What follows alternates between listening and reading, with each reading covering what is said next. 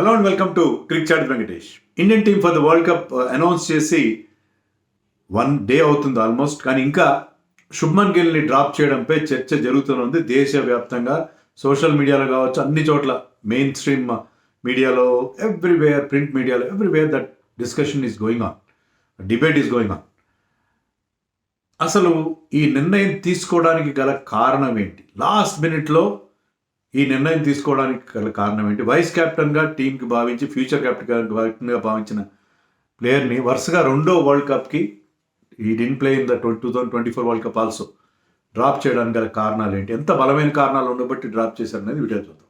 నాకు 5 కారణాలు కనిపిస్తున్నాయి, 5 ప్రధానమైన కారణాలు కనిపిస్తున్నాయి for dropping Shubman Gill just before the last series that we are playing before the world cup.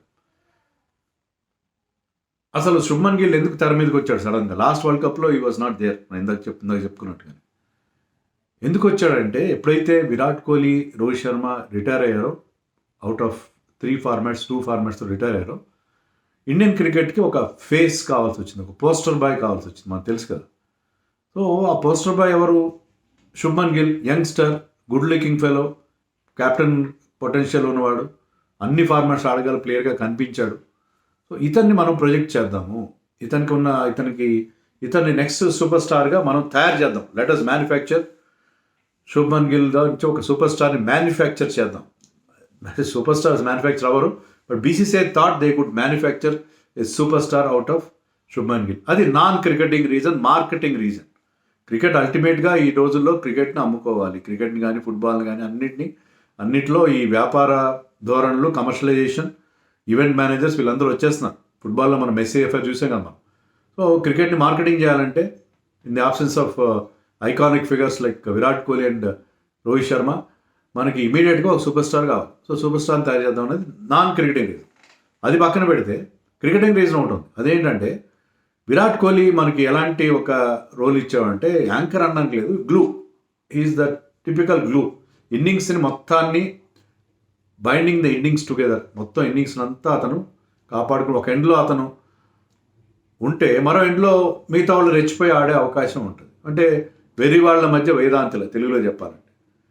So మిగతా వాళ్ళు హై రిస్క్ గేమ్ ఆడతారు. శుభ్మన్ గిల్ ఏంటంటే ఆ క్లాస్ ఇన్నింగ్స్ ఆడతాడు, కన్సిస్టెంట్గా ఆడతాడు, ఆ కన్సిస్టెన్సీ అనేది తీసుకొస్తాడు.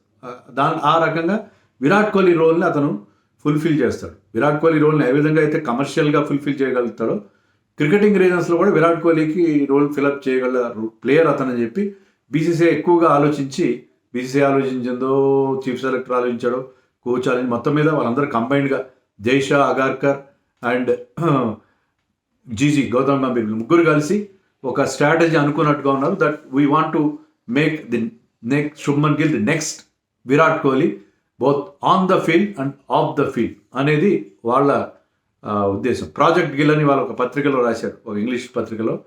ప్రాజెక్ట్ గిల్ని ఎందుకు అబాండన్ చేశారు, ప్రాజెక్ట్ గిల్గా వాళ్ళు తీసుకున్నారు. సో ఈ ప్రాజెక్ట్ గిల్కి మెయిన్ రీజన్ అది.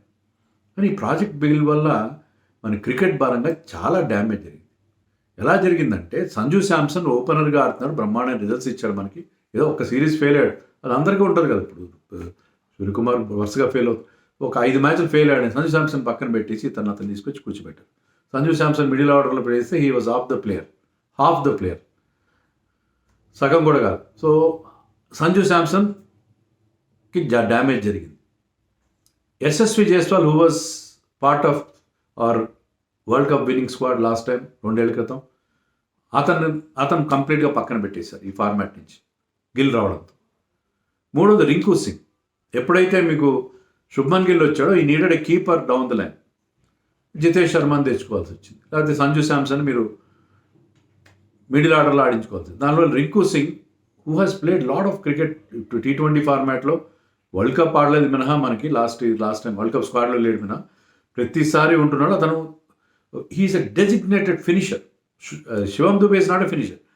రింకు సింగ్ చాలా కామ్ ప్రెజెన్స్ ఉంటుంది అతనికి, ఆ ఫినిషింగ్ చాలా బాగా చేయగలుగుతాడు.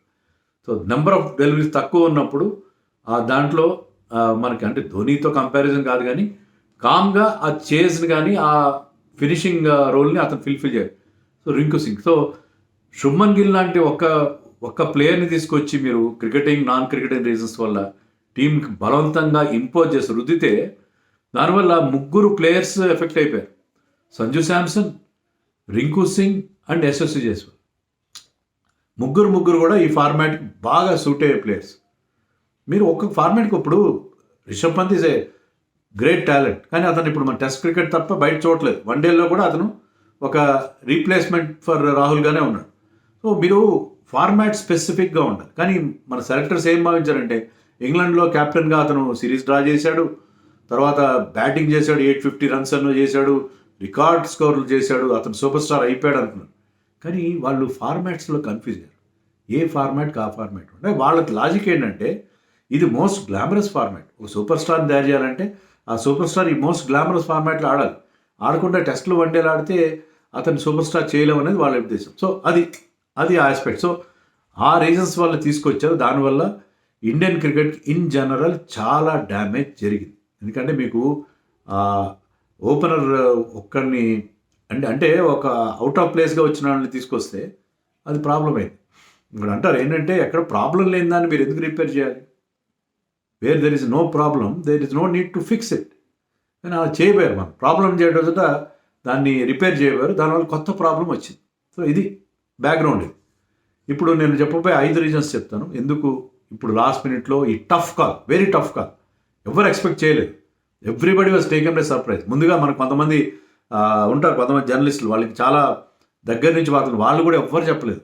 మామూలుగా మనకు లీక్స్ వస్తాయి కదా, ఈసారి లీక్స్ రాలేదు. 1-2 ఛానల్స్ ఒకరెవరో పెట్టారు శుభ్మన్ గురించి ఆలోచిస్తారు. నేను కూడా ఏమనుకున్నానంటే, శుభ్మన్ గిల్ స్క్వాడ్లో ఉంటాడు, కానీ అల్టిమేట్గా మీరు సంజు శాంసన్ ఆడించుకుంటారు, శుభ్మన్ గిల్ వైస్ క్యాప్టెన్ చేయాలి. ఐ ఎక్స్పెక్ట్, నేను యాక్చువల్గా నిన్న ముందు చేసిన వీడియోలు చెప్తా ఉంటున్నాను, అక్షర్ని వైస్ క్యాప్టెన్ చేయాలి. వైస్ క్యాప్టెన్ చేయకుండా ఉంటారని మాత్రమే అనుకున్నాను. శుభ్మన్ గిల్ స్క్వాడ్లో ఉంటాడు, 11లో ఉండకపోవచ్చు అనుకున్నాను. కానీ మొత్తానికి అతన్ని స్క్వాడ్ నుంచి కూడా తీసేస్తే అసలు అనుకోలేదు.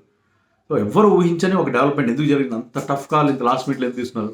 దానికి 5 బలమైన కారణాలు. నెంబర్ 1 ఏంటంటే, శుభ్మన్ గిల్స్ రిపీటెడ్ ఫెయిల్యూర్స్. 18 ఇన్నింగ్స్లో, ఈ ఇయర్లో అయితే 15 ఇన్నింగ్స్లో, ఓవరాల్గా 18 ఇన్నింగ్స్ నుంచి అతనికి ఛాన్స్ ఇచ్చారు. నువ్వు ఈ ఫార్మాట్లో వైస్ క్యాప్టెన్ కూడా చేశారు. అప్పటి నుంచి ఆస్ట్రేలియా టూర్ అప్పటి నుంచి వైస్ క్యాప్టెన్ చేశారు, ఏషియా కప్ చేసి మొత్తం. సో ఏషియా కప్లో అతను ఈ ఇయర్లో ఏషియా కప్లో అతను పెద్ద రన్స్ చేయలేదు, ఆస్ట్రేలియా మీద చేయలేదు, తర్వాత ఈ ప్లేడ్ అగైన్స్ట్ మన సౌత్ ఆఫ్రికా మీద చేయలేదు. సో ఎక్కడ అతను రన్స్ రావట్లేదు.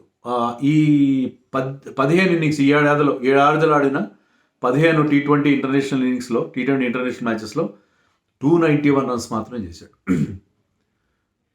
47 was this highest score. Average కూడా చాలా తక్కువ ఉంది, యావరేజ్ రాయడం మర్చిపోయాను, యావరేజ్ చాలా తక్కువ ఉంది.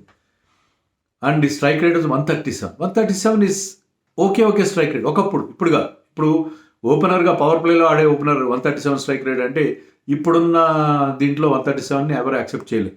సో 137 స్ట్రైక్ రేట్ రావట్లేదు, అతనికి రన్స్ రావట్లేదు, ఒక్క 50 లేదు. 18 ఇన్నింగ్స్ నుంచి ఒక్క 50 లేదు. ఈ ఏడాదిలో అతను చెప్పుకోదు స్కోర్లు ఏంటంటే, పాకిస్తాన్ మీద ఒక 47 చేశాడు, ఇంకొక 46, 29 నాట్అవుట్, 28, 20 నాట్అవుట్. సో 15 ఇన్నింగ్స్లో మిగతా 10 కూడా almost single digit scores, almost చాలా నెగ్లిజిబుల్ స్కోర్స్. సో అతను ఏంటంటే ఆ సాలిడిటీ, అతను ఏమనుకున్నావు, సాలిడ్గా ఆడతాడు, అతను యాంకర్ రోల్ లాంటిది ప్లే చేస్తాడు అనుకున్నా, ఆ యాంకర్ రోల్ అతని నుంచి రాలేదు. నెంబర్ 1. నెంబర్ 2, స్ట్రైక్ రేట్ కూడా రావట్లేదు. Explosive power play, Abhishek Sharma రెచ్చిపోయి ఆడుతున్నాడు. సో ఇతను కూడా అతనితో పాటు అదే రకమైన రెచ్చిపోయి ఆడాడు, 1-2 సార్లు తప్ప ఇప్పుడు ఆడలేదు. స్ట్రైక్ రేట్ సరిగ్గా లేదు, స్ట్రైక్ రేట్ రావట్లేదు, స్కోర్ రావట్లేదు. So that is the main cricketing reason. So ఎన్ని రోజులు చూస్తారు అది నెంబర్ 1. నెంబర్ 2 ఏంటంటే, సరే శుభ్మన్ గిల్ ఇప్పుడు ఇండియాకి నెంబర్ 8 దాకా బ్యాటింగ్ స్ట్రెచ్ అయి ఉంది. సో ఒకరు కాకపోతే ఒకసారి హార్దిక్ పాండ్యా ఆదుకుంటాడు, ఒకసారి తిలక్ వర్మ ఆదుకుంటాడు, ఒకసారి అక్షర్ పటేల్ ఆదుకుంటాడు, ఒకసారి శివం దుబే, ఒకసారి most of the time Abhishek Sharma స్టార్టింగ్లో. సో ఒక్కరి ఫెయిల్యూర్ని మనం వీ కెన్ టాలరేట్. కానీ ఏమవుతుందంటే, క్యాప్టెన్ కూడా ఫెయిల్ అవుతుంది. క్యాప్టెన్ అయితే ఈయన 18, ఆయన 22 ఇన్నింగ్స్ నుంచి 50 లేదు. క్యాప్టెన్, వైస్ క్యాప్టెన్ ఇద్దరు. అంటే మీకున్న 8 మంది బ్యాట్స్మెన్లో 8 మందిలో 2 ఆల్రౌండర్స్ కూడా ఉన్నారు. మీకున్న 6 స్పెషలిస్ట్ బ్యాట్స్మెన్లో 2 కంప్లీట్గా ఫెయిల్ అవుతుంటే, you cannot bear 2 non performing assets in the team. ఒక్కరిని మీరు ఇప్పుడు ఫీల్డింగ్ గురించి చెప్తారు, ఒక ఫీల్డర్ని ఎక్కడైనా దాచిపెట్టచ్చు, అంటే ఎక్కువ స్పీడ్ అవసరం లేని ప్లేస్లోనూ కొంచెం మీరు ఒకరికంటే ఎక్కువ ఫెయిల్యూర్ని దాచిపెట్టలేరు. మామూలుగా క్రికెట్లో జనరల్గా చెప్పే విషయం అది. మీరు one you can hide one failure. ఒక మంచి బౌలర్ ఉన్నాడు అనుకోండి, మంచి బ్యాట్స్మెన్ ఉన్నాడు, ఫీల్డింగ్ సరిగ్గా చేయడు, అతను ఎక్కడో దాచిపెట్టచ్చు, ఒక ఇన్సిగ్నిఫికెంట్ ప్లేస్లో పెట్టచ్చు పొజిషన్లో. కానీ మీరు ఒకటికి మించి పెట్టలేరు. అలాగే మీరు ఒక్కరి ఫెయిల్యూర్ని మీరు తట్టుకోగలరు, ఇద్దరిని తట్టుకోలేరు. సో అది ఎవరిని మరి సూర్యకుమార్ని డ్రాప్ చేయకూడదు మీరు అనొచ్చు.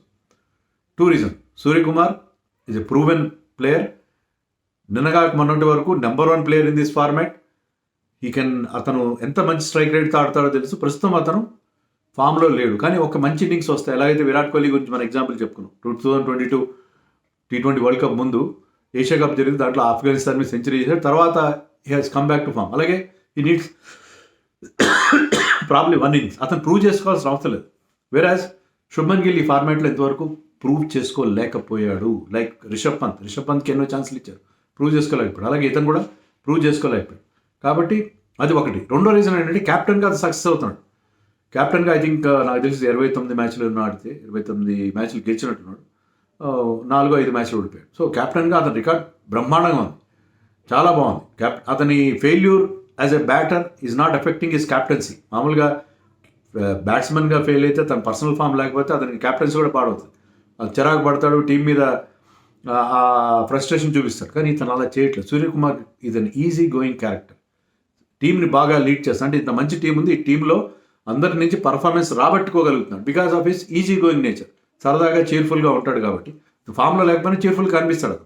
అతని లోపల ఉన్న బాధని మనకి పైకి కనపరిచినవాడు. కొంతమంది క్యాప్టెన్స్ ఏమవుతారంటే ఫామ్లో లేకపోతే చాలా సీరియస్గా వాళ్ళ దగ్గరికి ప్లేయర్స్ అప్రోచ్ కాలేని పరిస్థితిలో ఉంటారు, అంత కోపంగా ఉంటారు. ఇతను అలా లేడు కదా, ఇతను చాలా చీర్ఫుల్గా ఉంటాడు. టీంకి అతని lack of form is not affecting the dressing room. That is the main thing.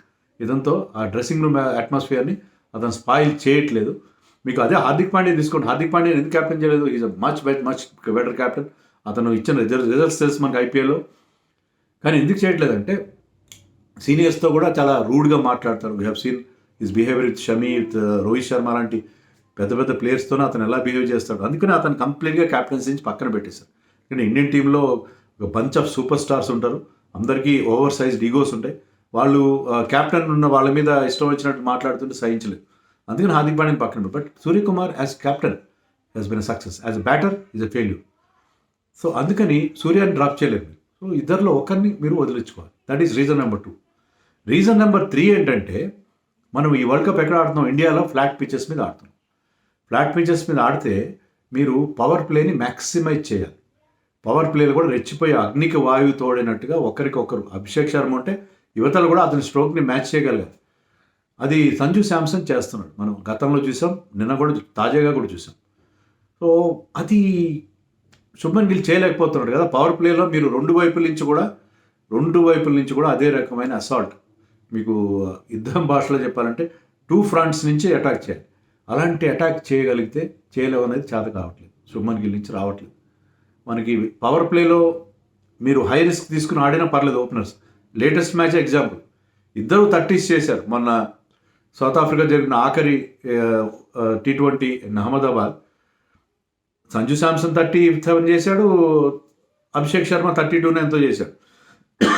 కానీ ఇద్దరు కలిసి పవర్ ప్లేలో వాళ్ళు 6th ఓవర్లో అవుట్ అయ్యేసరికి, అభిషేక్ అవుట్ అయ్యేసరికి 60 runs వచ్చాయి. సో ఆ రకంగా పవర్ ప్లేలో ఒక ఎక్స్ప్లోజివ్ స్టార్ట్ అందించగలిగితే దాన్ని బేస్ చేసుకుని మనకి ఇప్పుడు ఎందుకంటే బ్యాటింగ్ అంత లెంత్ మనం కుల్దీప్ లాంటి ఒక బౌలర్ని కూడా పక్కన పెట్టి నెంబర్ 8 దాకా బ్యాటింగ్ ఎందుకు పెట్టుకుంటున్నాం అంటే ప్రతి ఒక్కరూ హై రిస్క్ గేమ్ ఆడినా పర్వాలేదు, మనకి చెప్పుకోదగ్గ స్కోర్ వచ్చేస్తుంది. సో ఇండియాలో జరుగుతుంది, ఫ్లాట్ పిచెస్ మీద జరుగుతుంది. ఇండియాలో we don't require that anchor kind of a player. ప్రతి ఒక్కరు కూడా రిస్క్ తీసుకొని they can play with their shots, they can go for their shots. అలాంటి నేపథ్యంలో there is no place for a player like Shubman Gill who is not a natural hitter. Natural hitting చేయగల player కాదు. అది reason number 3. అది వాళ్ళకి అర్థమైపోయింది. Cricketing reason ఏంటంటే ఇతను అంటే జట్టు ప్రయోజనాలు, మన అన్ని పక్కన జట్టు ప్రయోజనాలకి అతను ఒక హ్యాంపర్ అవుతున్నాడు అనేది అర్థం. అది నెంబర్ 3. నెంబర్ 4 ఏంటంటే అల్టిమేట్గా మన సెలెక్టర్స్ కానీ కోచ్ కానీ ఏం ఆలోచిస్తారు? ఇప్పుడు ఎవరేం మాట్లాడినా ప్లేయర్స్ చెప్తారు నేను దేశం కోసం ఆడతాను, నా రికార్డు కోసం కాదని చెప్తారు. కానీ ఎవరైనా స్వార్థం కోసం ఆడతారు. ప్రతి ఒక్కరు చెప్తారు నేను సినిమాలు తీస్తున్నాను, సందేశం ఇవ్వడం కోసం తీస్తున్నాను. కానీ ఎవరైనా మనీ కోసం తీస్తారు. ఏ ఉద్యోగం చేసినా ఏది చేసినా ultimately at the end of the day everybody wants to have some benefit for themselves. వాళ్ళ కోసం కీర్తి కోసమో లేకపోతే మనీ కోసం చేస్తారు. సెలెక్టర్స్ కానీ కోచ్ కూడా అంతే. వాళ్ళు ఏంటంటే ఎన్నో చెప్పారు, వాళ్ళు ఎన్నో రకరకాలుగా అనుకున్నారు, కానీ అల్టిమేట్గా దేశంలో ఇంత వ్యతిరేకత వస్తుంది, భయంకరమైన వ్యతిరేకత వచ్చింది. మనం ఇంత పబ్లిక్ సెంటిమెంట్కి వ్యతిరేకంగా శుభ్మన్ గిల్ని టీంలో పెడితే రేపొద్దున సంథింగ్ గోజ్ రాంగ్, మనం వరల్డ్ కప్ గెలవలేకపోతే మనని ఉరి తీస్తారు. అంటే పబ్లిక్గా కాదు, పబ్లిక్గా ఉరి తీసినంత పని చేస్తారు, సోషల్ మీడియాలో ఉరి తీసేస్తారు. జడ్జిమెంట్ వాళ్ళు జడ్జ్ జ్యూరీ ఎగ్జిక్యూషనర్ అయిపోతారు కదా, ఎగ్జిక్యూట్ చేసేస్తారు కోచ్ని సెలెక్టర్ని. సో వాళ్ళు సేవ్ యువర్ ఓన్ స్కిన్. నిన్ను నువ్వు కాపాడుకో, బతుకుంటే బలిసాకు తినచ్చు అనేది ఉంటుంది. సో చీఫ్ సెలెక్టర్ కానీ లేకపోతే బీసీసీఐ పెద్దలు కానీ కోచ్ కానీ అల్టిమేట్గా ఏంటంటే వాళ్ళ స్కిన్ సేవ్ చేసుకునే ప్రయత్నంలో ఉంటుంది. సో అయితే అయింది, అతను మార్కెటింగ్ చేయలేకపోతాడా, లేకపోతే పబ్లిక్ సెంటిమెంట్ ఇంత వ్యతిరేకంగా ఉన్నప్పుడు మనం ఏం చేయాలి?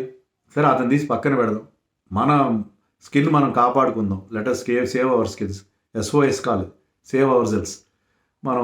మనం సేఫ్గా ఉన్నాం. మనం సేఫ్గా ఉంటే ఏంటంటే మన పదవులు నిలబడతాయి అనేది ఎవరైనా వాళ్ళ వ్యక్తిగత స్వార్థం లేదు. అందుకని ఏమైనా సరే పక్కన పెట్టేద్దాం, పక్కన పెడితే మనం సేఫ్ అయిపోతాం. బీసీసీఐ పెద్దలు, టీమ్ మేనేజ్మెంట్ బ్లేమ్ మన మీదకి రాదు. ఇప్పుడు ఓడిపోయారు అనుకోండి, మేము మంచి టీం అందరూ పబ్లిక్ కనుక మీరు ఒపీనియన్ పోల్ పెడితే ఆ టీంలో శుభ్మన్ గిల్ ఉండడు. మీరు అడిగిన టీం ఇచ్చాము మేము, వాళ్ళు గెలవకపోతే అది ప్లేయర్స్ తప్పు. సో ప్లేయర్స్ మీద బ్లేమ్ దోసేయడానికి వీలు. So this is the 4th reason. And 5th and most important reason ఏంటంటే, మనం ఏం చెప్పుకున్నాం ఫస్ట్లో, అతను ఒక సూపర్ స్టార్ చేయాలని అనుకున్నారని చెప్పాను. సూపర్ స్టార్ చేయాలంటే ఏమవ్వాలి? అతను గ్లామర్ పెరగాలి. కానీ ఇప్పుడు ఏంటంటే శుభ్మన్ గిల్కి వ్యతిరేకులు ఎక్కువైపోయారు. ఇప్పుడు తాజాగా నేను ఒక 2 వీడియోలు చూశాను, ఈరోజు పేపర్లో కూడా చదివాను. Social media is very happy, very happy that Shubman Gill is dropped. మన ఛానల్లో అయితే అందరూ హ్యాపీ, ఏదో ఒక చిన్న మినిస్క్యూల్ మైనారిటీ తప్ప అందరూ హ్యాపీ. కొంతమంది ఏమన్నారంటే, నువ్వే మొదటి నుంచి శుభ్మన్ గిల్ వ్యతిరేకంగా వీడియోలు చేసి అతను మొత్తం టీం నుంచి పంపించావు, నా మీద లేవు. ఇప్పుడు ఏదో పలాని ఒక చిన్న సైజు యూట్యూబర్ తెలుగులో రీజనల్ లాంగ్వేజ్లో చెప్పాడనో లేకపోతే సోషల్ మీడియాలో వ్యతిరేకించారని చేయరు. కానీ ఏంటంటే ఎఫెక్ట్ ఏంటంటే, శుభ్మన్ గిల్ని ఒక విలన్ లాగా చూస్తున్నారు. మీరు ఏం చేయబోతే అతను హీరోని చేయదలుచుకున్నారు అల్టిమేట్గా, కానీ మీకు అల్టిమేట్గా రిజల్ట్ ఏమొస్తుంది? శుభ్మన్ గిల్ విలన్ అయిపోతున్నాడు. మీరు ఎవరినైతే ఒక సూపర్ స్టార్ చేయాలనుకుంటున్నారో అతను విలన్గా మారిపోతున్నాడు. సో శుభ్మన్ గిల్ ఫెయిల్ అవ్వాలి, ఇండియా ఓడిపోవాలి, గౌతమ్ గంభీర్ ఫెయిల్ అవ్వాలి అనే ఒక ఫీలింగ్ వచ్చేసింది అందరికీ. అంత వ్యతిరేకత, నెగిటివ్ ఇమేజ్ క్రియేట్ అవుతుంది. సో మీరు ఒక పాజిటివ్ ఇమేజ్ తీసుకొచ్చి అతన్ని హీరో చేయాలనుకుంటే ultimately what is happening is become a విలన్గా మారిపోతున్నాడు. సో విలన్గా మారిపోతుంటే మీ టోటల్ పర్పస్ అంతా బెడ్స్ కొట్టేసింది. టోటల్గా మీకు బూమరాంగ్ అయిపోయింది. మీరు అనుకున్న ఎఫెక్ట్ బూమరాంగ్ అయి నెగిటివ్ రిజల్ట్స్ వచ్చింది. సో ఇది అన్నిటికంటే అతి ముఖ్యమైన కారణం. ఈ 5 కారణాల వల్ల శుభ్మన్ గిల్ని కంప్లీట్గా టీంలో చాలా extraordinary, everybody was taken by surprise. Ashwin లాంటి వాళ్ళు కానీ ఎవరైనా అదే చెప్తున్నారు, nobody expected this, it came from like a bolt from the blue. So ఇలాంటి ఒక నిర్ణయం వస్తుందని ఎవ్వరు అనుకోలేదు. అలాంటి నిర్ణయం రావడానికి ప్రధాన కారణం ఇదే. ముఖ్యంగా ముందు చెప్పిన 4 కారణాలు కంటే కూడా లాస్ట్ కారణం is the most important reason. So దీని గురించి మీరేమనుకుంటారు? ఇంకా వేరే కారణాలు మిస్ అయితే అవి మీరు కామెంట్స్లో చెప్పండి.